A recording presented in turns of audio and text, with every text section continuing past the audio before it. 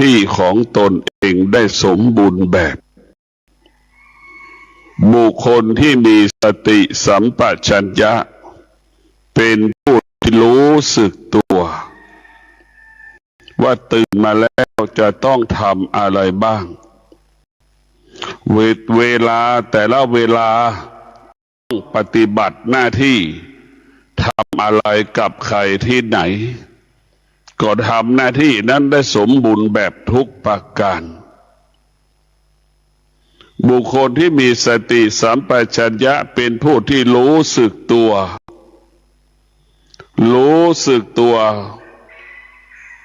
ทั่วถึงพร้อม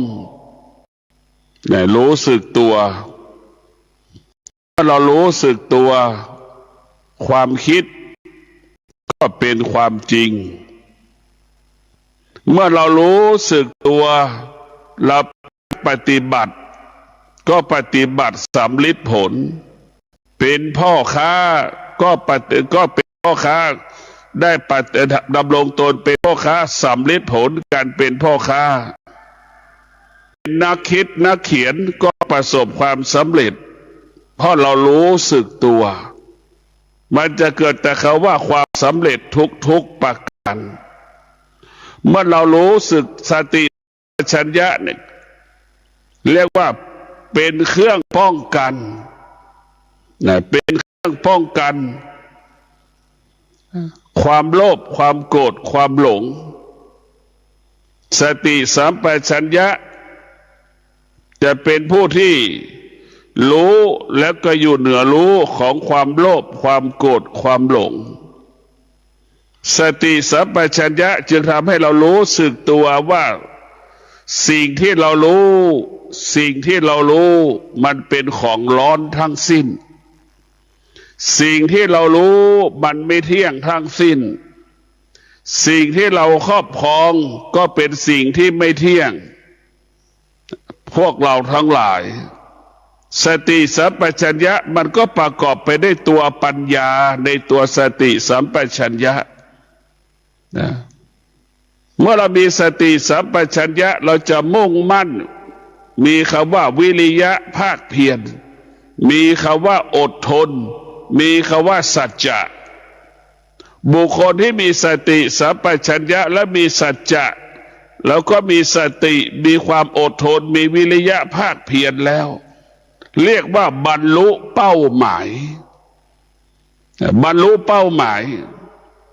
ทุกวันนี้คนส่วนมากไม่สามารถบรรลุเป้าหมายได้เพราะเราขาดสติสัมปชัญญะเราเป็นผู้ที่ไม่รู้สึกตัวหลงทางหลงผิดแต่ทำหน้าที่ไม่ได้สมบูรณ์แบบ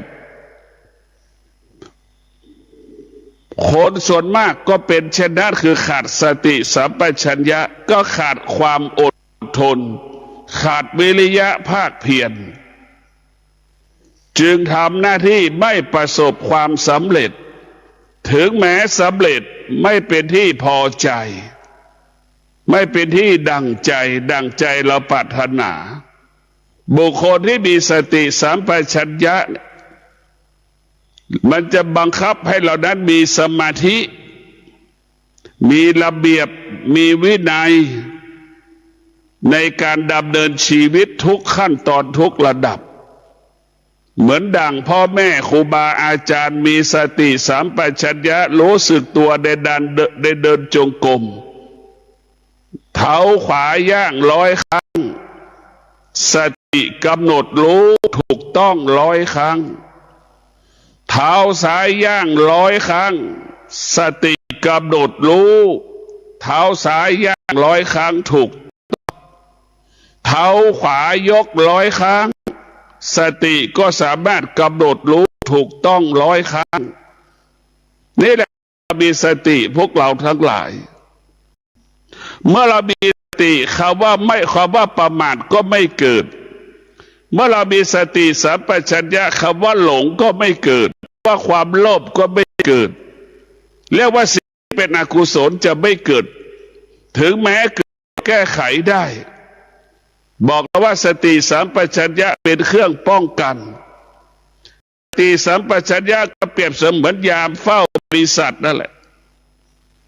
รู้สึกตัวว่าใครจะเข้ากี่คนก็มีบัตรให้ตรวจ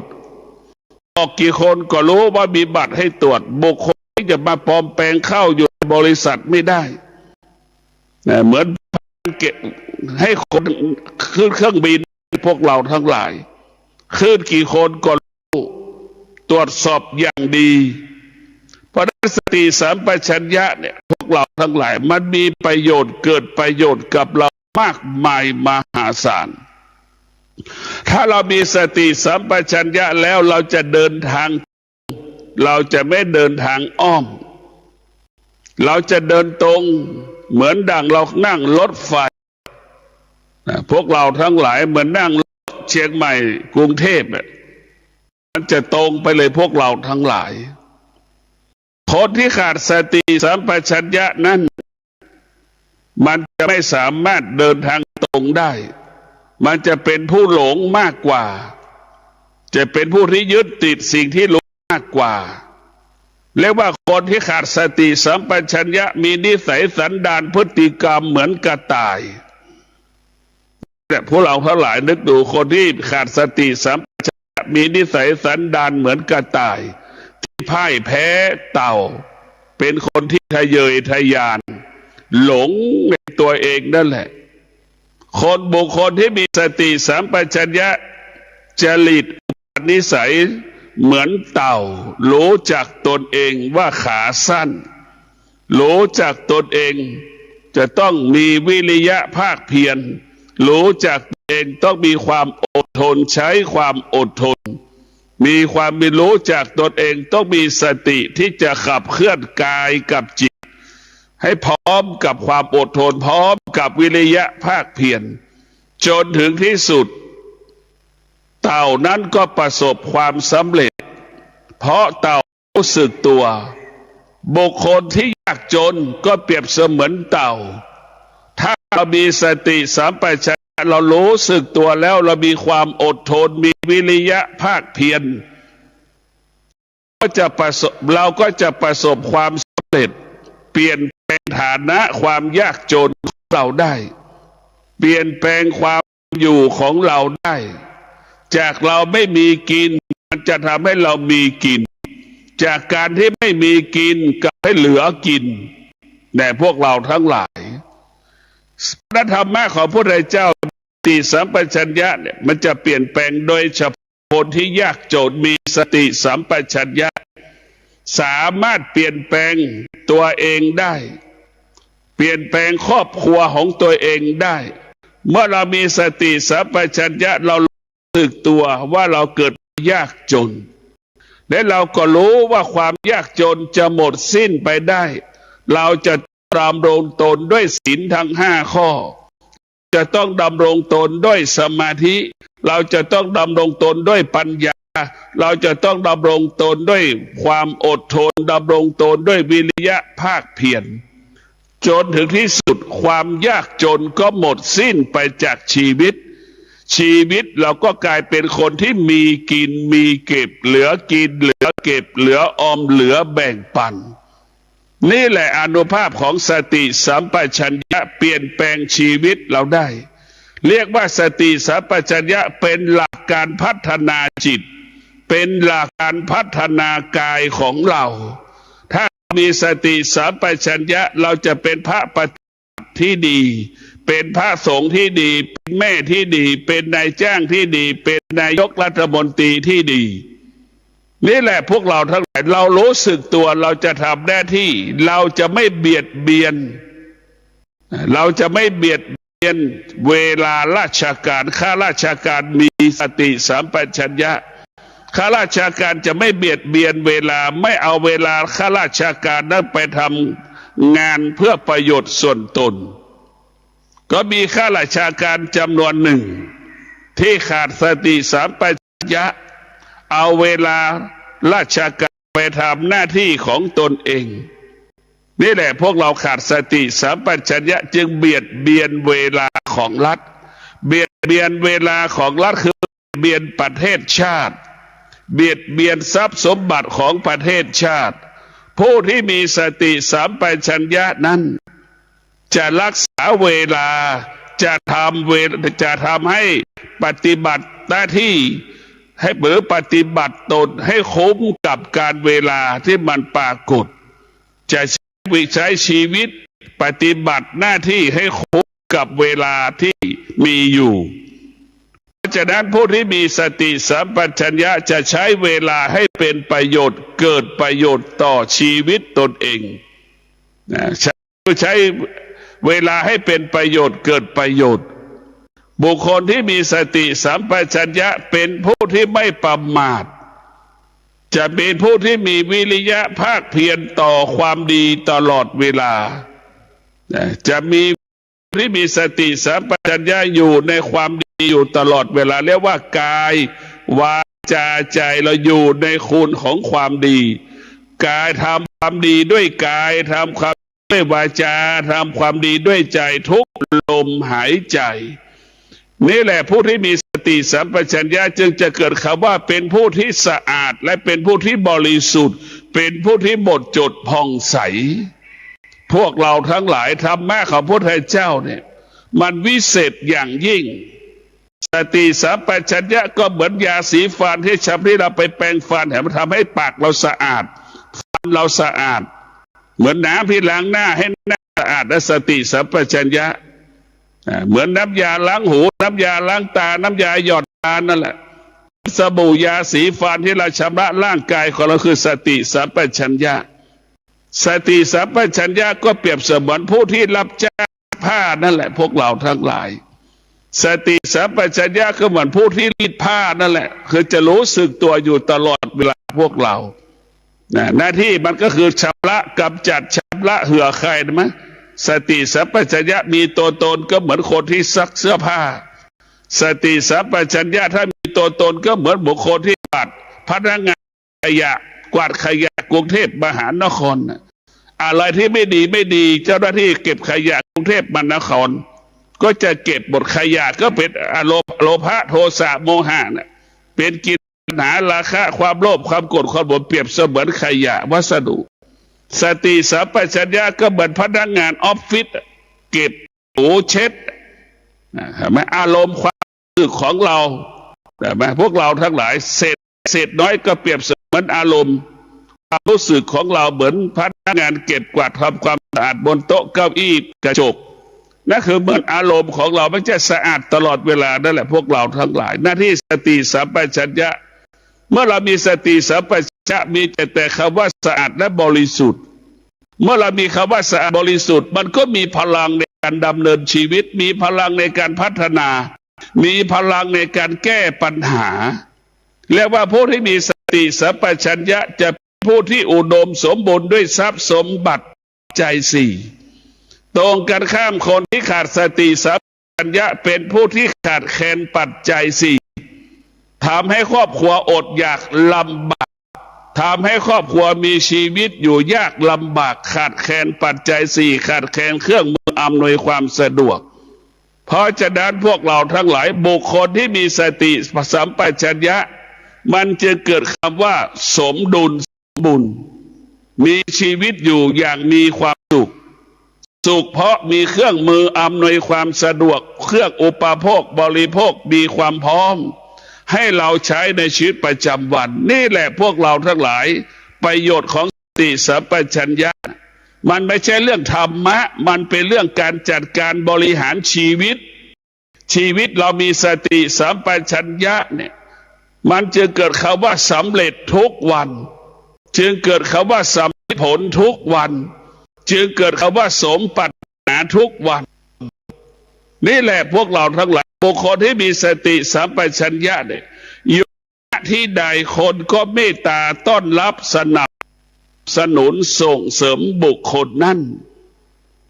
พวกเราทั้งหลายบุคคลที่มีสติสัมปชัญญะจะทำอะไรแล้วล้วนเกิดประโยชน์เป็นประโยชน์ต่อองค์กรนั้นๆนำความเจริญให้กับองค์กรนั้นๆนี่แหละพวกเราทั้งหลายหากประชาชนในชาติ มีสติสัมปชัญญะลดภาระลดปัญหาค่าใช้จ่ายให้กับรัฐบาลลดปัญหาแก้ปัญหาให้กับประเทศชาติเราโดยอัตโนมัติพวกเราทั้งหลายก็ส่วนมือก็มีคนส่วนหนึ่งที่มีสติสัมปชัญญะจะเป็นผู้ที่มีระเบียบมีวินัยจะไม่เก็บวัสดุคฤภัณฑ์ทิ้งไปที่อื่นจะมีสติสัมปชัญญะจะเก็บขยะเอาไปทิ้งที่เขามีที่ให้ทิ้งขยะนี่คนที่มีสติสัมปชัญญะคนที่ไม่มีสติสัมปชัญญะเป็นคนที่ไม่มีระเบียบจะไม่เอาขยะไปทิ้งที่เขาให้มีที่ขยะที่ทิ้งไม่เอาไปทิ้งตามใจตนเองเห็นไหมเราจะเห็นว่าคนที่มีสติสัมปชัญญะจะเป็นผู้ที่มีระเบียบเหมือนคนในชาติเรามีสติสัมปชัญญะลดภาระลดปัญหางบประมาณของชาติมากมายมหาศาลถ้าคนในชาติมีสติสัมปชัญญะรายได้ก็เพิ่มให้กับชาติรายได้ก็เพิ่มกับครอบครัวและพวกเราทั้งหลายรายจ่ายก็เพิ่มขึ้นพวกเราหลายรายจ่ายเพิ่มขึ้นรายได้ก็จะลดลงรายได้จะเพิ่มขึ้นนะพวกเราทั้งหลายแล้วมีสติสัมปชัญญะรายจ่ายลดปัญหาลดนะมีแต่รายได้มีแต่สิ่งที่สร้างสรรค์ตลอดกาลเวลาพวกเราได้เข้าใจว่าสติสัมปชัญญะเนี่ยจะทำให้เรามีสร้างสรรค์อยู่ตลอดเวลา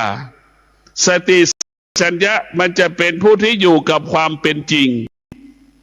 อยู่กับความเป็นจริงแล้วว่าสติสัมปชัญญะจะเป็นสิ่งสากลให้เราคิดสิ่งที่มันเป็นสากลให้เราพูดสิ่งที่เป็นสากลให้เรากระทำสิ่งที่เป็นสากลที่คนทุกคนยอมรับได้นี่แหละพวกเราทั้งหลายคนที่มีสติสัมปชัญญะจะไม่เบียดเบียนไม่ล่วงละเมิดกฎหมายจะเคารพกฎหมายแต่พวกเราทั้งหลายผู้ที่มีสติสัมปชัญญะเนี่ยมันจะดำรงตนถูกต้องชอบธรรมตลอดการเวลาพวกเราต้องพิจารณาว่าสติสัมปชัญญะให้เรารู้สึกตัวได้ทำหน้าที่จัดการหน้าที่ให้เกิดคำว่าสมบูรณ์แบบแม่คนไหนมีสติสัมปชัญญะแม่ก็จะรู้สึกตัวว่าได้ทำหน้าที่สมบูรณ์แบบบุคคลที่มีสติสัมปชัญญะก็รู้สึกตัวว่าได้ทำหน้าที่สมบูรณ์แบบแต่คนบางคนก็จะทำหน้าที่ว่าสมบูรณ์แบบอยู่ดีอยู่แล้วแต่กังวลใจกังวลใจเพราะขาดสติสัมปชัญญะแต่ทำหน้าที่แต่ไม่มีสติสัมปชัญญะอยู่ในหัวใจจึงเกิดคำว่ากังวลใจมันจึงคำว่ากังวลใจทำหน้าที่สมบูรณ์แบบแต่กังวลใจแต่คนที่มีสติสัมปชัญญะจะไม่มีคำว่ากังวลใจมีคำว่าแม่นยำเกิดขึ้นมีคำว่าชัดเจนเกิดขึ้นไม่มีคำว่าผิดพลาดนี่แหละผู้ที่มีสติสัมปชัญญะนั้นจะมีความเป็นอิสระในความคิดในคำพูดในการกระทำเป็นประโยชน์เกิดประโยชน์พวกเราทั้งหลายบุคคลที่มีสติสัมปชัญญะเรียกว่าเป็นบุคคลที่เสียงดังตลอดเวลาเพราะทำความจริงตลอดเวลาทำความจริงตลอดเราจะเห็นได้พระบาทสมเด็จพระเจ้าอยู่หัวรัชกาลที่9เนี่ยดำรงตนด้วยสติสัมปชัญญะรู้สึกตัวว่ารู้สึกตัวดำรงตนเป็นพระมหากษัตริย์ให้เป็นที่พึ่งของประชาชนให้ประชาชนนั้นมีความสุขนี่แหละองค์สมเด็จพระเจ้าอยู่หัวรัชกาลที่9จึงดำรงตนเป็นบุคคลสำคัญของคนในชาติคนในชาติจึงเทิดทูนบูชาสมเด็จรัชกาลที่9ก็เพราะท่านดำรงตนด้วยสติสัมปชัญญะรู้ รู้สึกตัวว่าการเป็นกษัตริย์จะดำรงตนใดนี่แหละพวกเราทั้งหลายใจของพระองค์ท่านก็บริสุทธิ์วาจาของพระองค์ท่านก็บริสุทธิ์ใจของพระองค์ท่านก็บริสุทธิ์จึงทำให้พระองค์ท่านนั้นเป็นเทพเจ้าในดวงใจของคนทั้งชาติก็เพราะสติสัมปชัญญะนี่แหละ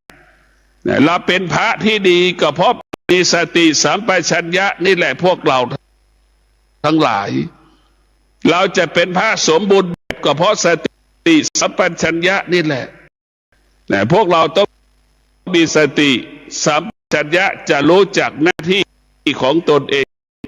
ดังลูกคนไหนมีสติสัมปชัญญะลูกคนนั้นก็จะทำหน้าที่ที่แม่มอบให้พ่อมอบให้ทำหน้าที่ที่พ่อแม่มอบให้นั้น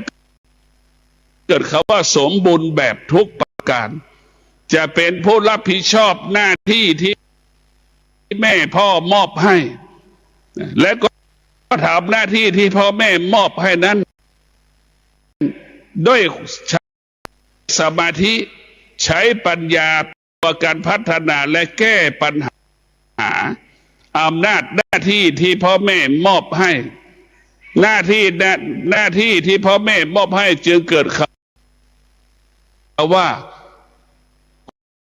ประสิทธิภาพจึงเกิดเป็นที่พอใจของพ่อของแม่พวกเราทั้งหลายบุคคลที่มีสติสัมปชัญญะเนี่ยจะเป็นผู้ที่มีเมตตาเป็นผู้ที่มีเมตตาต่อสรรพสิ่งทั้งปวงให้ความเป็นธรรมต่อสรรพสิ่งทั้งปวงพวกเราทั้งหลายแม้กระทั่งสิ่งไม่มีชีวิตบุคคลที่มีสติสัมปชัญญะก็รู้ว่าสิ่งไม่มีชีวิตนี่มันเป็นประโยชน์เกิดประโยชน์ต่อชีวิตของเราแม้กระทั่งต้นไม้เล็กๆที่อยู่บนพื้นแผ่นดินที่มันหน้าดินมันก็รู้แล้วว่าสิ่งเหล่านี้ประโยชน์ต่อชีวิตของเราเห็นไหมพวกเราทั้งหลายผู้ที่มีสติสัมปชัญญะมันก็ซ่อนด้วยปัญญาซ่อนด้วยเมตตาเห็นสิ่งที่เป็นประโยชน์เกิดประโยชน์กับชีวิตของเราพวกเราทั้งหลายเห็นไหมว่าผู้ที่มีสติสัมปชัญญะจะไม่ทำลายสิ่งแวดล้อม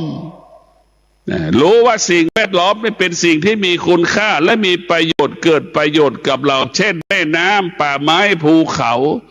ต้นไม้เล็กๆที่มันออกคลุมหน้าดินเนี่ยมันมีค่า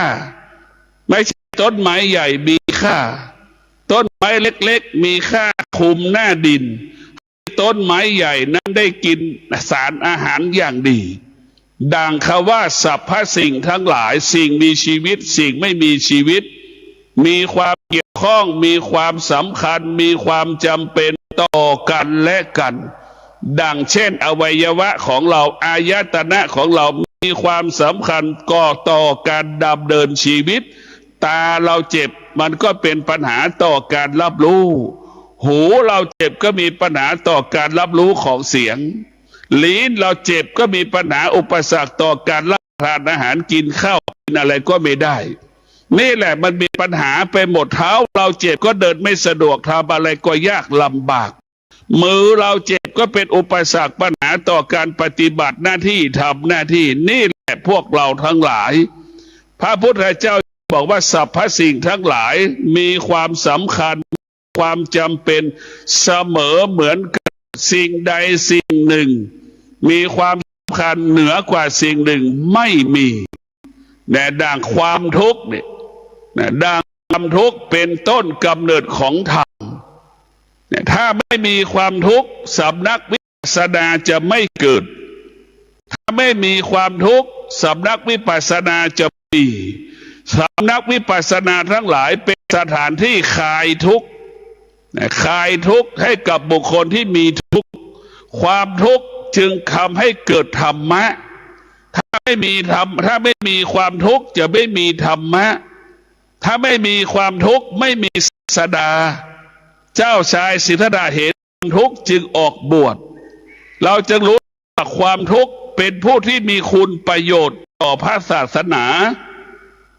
ความทุกข์มีคุณประโยชน์ต่อพระพุทธเจ้า ส่วนความสุขนั้นเป็นสิ่งที่ชั่วร้ายไม่เป็นสิ่งที่เลวร้ายที่สุดความสุขมันบ่อนทำลายคุณภาพชีวิตของเราความสุขเปรียบเสมือนกาวเราก็เหมือนหนูติดกาวนั่นแหละเราไปติดในความสุขเหมือนหนูติดกาวเหมือนงัวที่ถูกขังไก่ที่ถูกอยู่ในซุ้มไก่นะเราก็ไปหลงไม่ยอมออกเมื่อพอแล้วดูร้อนก็อ้างว่าร้อนไปหลงในห้องไปหลงในพัดลมนี่แหละแล้วมันจึงทำให้เรานั้นเป็นทุกข์ตลอดเวลาจึงทำให้เรานั้นไม่สามารถแก้ปัญหาได้เพราะฉะนั้นพวกเราทั้งหลายสติสัมปชัญญะเนี่ยจะเป็นผู้ยกระดับจิตเป็นผู้เปลี่ยนแปลงคิดเปลี่ยนแปลงความเป็นอยู่ทุกเรื่องทุกด้านให้กับชีวิตของเราแต่พวกเราต้องมีสติในการดำเนินชีวิต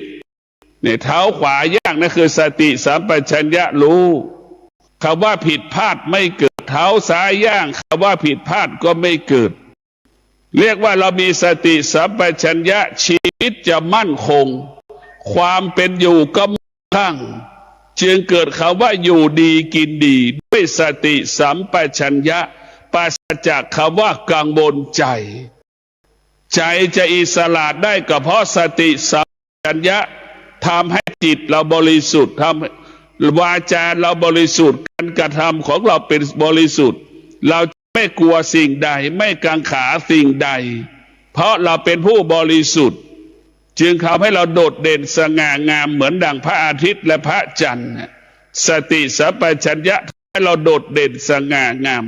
เหมือนดังพระจันทร์เหมือนดังพระอาทิตย์อะไรพวกเราทั้งหลายพระอาทิตย์เที่ยงวันเป็นฉันใดพระจันทร์15 ค่ำเป็นฉันใดผู้ที่มีสติสัมปชัญญะจะเป็นผู้ที่โดดเด่นสง่างามอยู่หน้าที่ใดเป็นผู้ที่โดดเด่นสง่างามเป็นผู้ที่สำรวมกายวาจาใจในเราทั้งหลายผู้ที่มีสติสัมปชัญญะเป็นผู้ที่สำรวมกายวาจาใจเรียกว่าคิดก่อนที่จะพูดพิจารณาก่อนที่กระทำจะเรียกว่าสติสัมปชัญญะมันจะบอกให้เรามีระเบียบ1ต้องทำอะไรบ้าง2ต้องทำอะไรบ้าง3ต้องทำอะไรบ้างบุคคลที่มีสติสัมปชัญญะก็เหมือนพนักงานที่จะอยู่ในห้องผ่าตัดใช่ไหมเหมือนหมอที่จะผ่าตัดพนักงานจะต้องรู้ว่าจะต้องจัดเครื่องมือผ่าตัดชนิดใดบ้างเราจะผ่าตัดโรคอะไรบ้างส่วนไหนของร่างกายเจ้าหน้าที่จัดเครื่องมือแพทย์มันจะมีสติสัมปชัญญะมันก็จะจัดเครื่องมือ1 2 3คุณหมอผ่าตัดก็จะรู้จักว่าจะต้องผ่าตัดอะไรบ้างจะต้องผ่าตัดส่วนไหน1 2ควรทำอะไรบ้างเนี่ยนั่นแหละสติสัมปชัญญะมันจะทำให้เราทำตามขั้นตอนเนี่ยทำตามขั้นตอน1 2 3 4 5นี่แหละเราจะเห็นได้สติสัมปชัญญะเนี่ยมันจะทำให้เราบรรลุเป้าหมายเหมือนหมอผ่าตัดคนป่วยเห็นไหมนั่นแหละมันรู้แล้วว่าหมอผ่าตัดคนป่วยหรือหมอที่ดมเอายาดมยาสลบฉีดยาสลบให้เราเดือดแล้วก็รู้แล้วว่ามันจะตื่นกี่โมงนั่นแหละมีสติสัมปชัญญะมันจะเป็นฉันให้เรารู้สึกตัวแต่หมอจะรู้สึกตัวว่าทำแล้วมันจะเกิดผลเป็นประโยชน์ดังหมอที่เอายาสลบให้เราดมที่ท่านได้รับฟังจบไปแล้วนั้นเป็นรายการทางสายเอกดำเนินรายการโดยพระนาถมุนีเจ้าคณะอำเภอกัลยาณิวัฒนาเจ้าอาวาสวัดดอนตำบลทัตรามอำเภอเมืองใหม่จังหวัดเชียงใหม่เชิญท่านติดตามศึกษาการปฏิบัติธรรมได้ในคราวครั้งต่อไปสำหรับวันนี้สวัสดีครับ